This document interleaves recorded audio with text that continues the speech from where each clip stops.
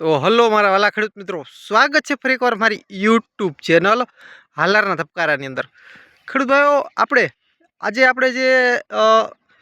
જેને 27 દિવસે પાણી આપી અને જીરાને મૂકી દીધું છે, એવા જીરા આપણું જે જીરું જે છે, જે જમીન એકદમ ફેલ છે, તેની અંદર આપણે જીરાનું વાવેતર કરેલું હતું અને 27 દિવસે આપણે જીરાને છેલ્લું પાણી આપીને મૂકી દીધેલ છે। ખેડૂત ભાઈઓ, આપણા ખેતરનો સવારનો વાડીનો વ્યૂ તમે જોઈ શકો છો। સુરજ દાદા એકદમ ઉગી રહ્યા છે, જોરદાર વ્યૂ આવી રહ્યો છે સુરજ દાદાનો, તમે જોઈ શકો છો। હવે ખેડૂત ભાઈઓ, આપણા જે જીરા જે છે તમે જોઈ શકો છો, આપણે જીરાની કન્ડિશન કંઈક આવી છે અત્યારે।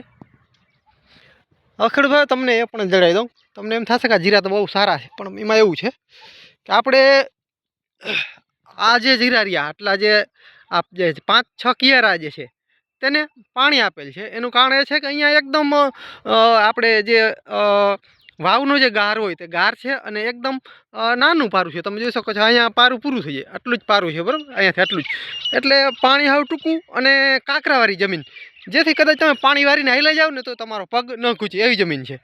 તો આની અંદર અમે પાણી વારેલું થોડોક દિવસ પહેલાં, એટલે કે આપણે 50-55 દિવસે આને પાણી આપેલું હતું, આ ખાલી માત્ર 5 કિયારાને।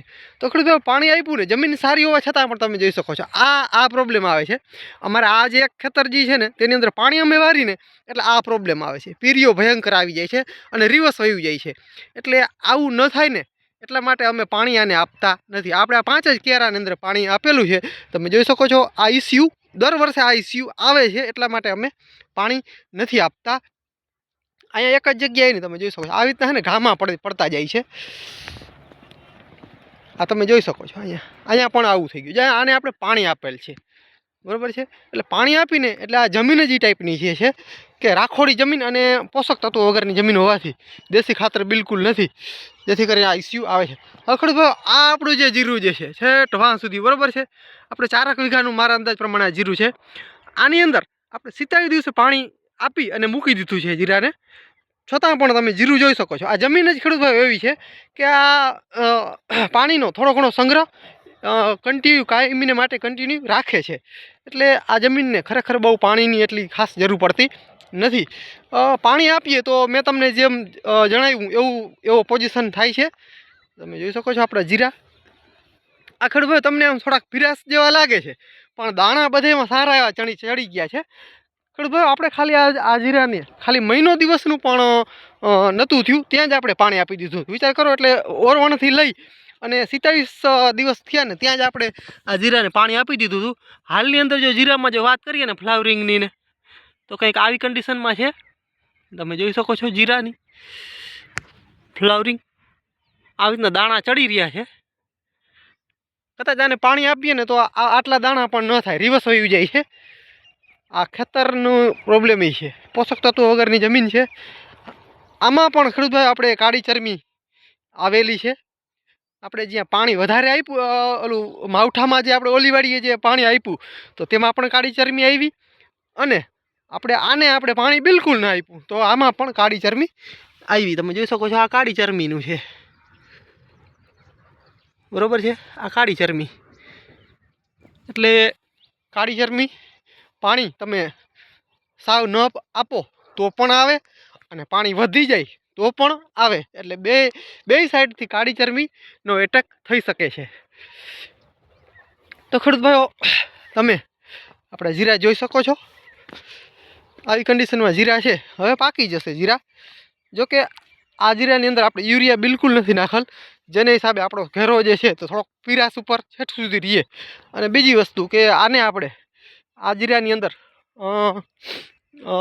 દેશી ખાતર બિલકુલ નથી, એટલે સેજ આપણે જીરા જે છે પીરાશ છે, પણ ફ્લાવરિંગમાં ક્યાંય નથી ઘટે એમ।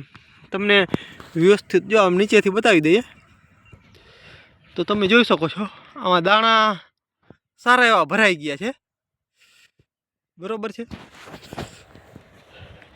એટલે વાંધો નહીં આવે, કાંઈક થઈ જશે, સાવ ન જાય એટલા માટે આપણે પાણી ન આપ્યું। અહીંયા જોઈ શકો છો, અહીંયા આપણે કાળી ચરમી આવેલી છે વાં સુધી, બરાબર છે, અહીંયા સુધી, તો અહીંયાથી થઈ અને અહીંયા સુધી, અહીંયાથી પછી કાળી ચરમી નથી બહુ, એટલે અહીંયા એક ઘાનું પડ્યું છે, અમુક જગ્યાએ છે, આમ 2-5-4 જગ્યાએ, બાકી આ જીરું એમને બચી ગયું છે, વાંધો નહીં આવે। કાંઈક થઈ જશે આ જીરાની અંદર. તો ખેડૂતો આવી કન્ડિશન છે અમારા જીરાની અત્યારની. બાકી પાણી ન આપીએ એટલે એટલું જીરું તો હેલું તો થવાનું જ નથી, પણ ટૂંકમાં હાવ જાય પણ નહીં. એટલા માટે અમે પાણીનું માંડી વાર્યું. તો ખેડૂત ભાઈ જોઈ શકો છો તમે આપણા જીરા આવી કાંઈક કન્ડિશનમાં છે અત્યારે હાલની અંદર. આપણા જીરા આપણે ઓલે શેઠે હતા, અત્યારે આ શેઠે આવતા રહ્યા. જોઈ શકો છો આપણે ગાયનો ચરો પણ છે થોડોક વાવેલો. હજી આપણી મગફળી પડી છે, ટેકામાં વારો નથી આવ્યો, તમે જોઈ શકો છો. આપણા જીરા કંઈક આવા છે ખેડૂત ભાઈ, શું થાય પાકી જશે આમને એવું લાગે છે. 68 દિવસ તો જેવું થવા આવ્યું આપણે જીરાને. તો ખેડૂત ભાઈઓ બસ આજના વિડીયોની અંદર આટલું જ. તો ખેડૂત ભાઈઓ બસ હલમન હાલાર મળીએ મિત્રો આગલા વિડીયોમાં. ત્યાં સુધી રજા આપશો.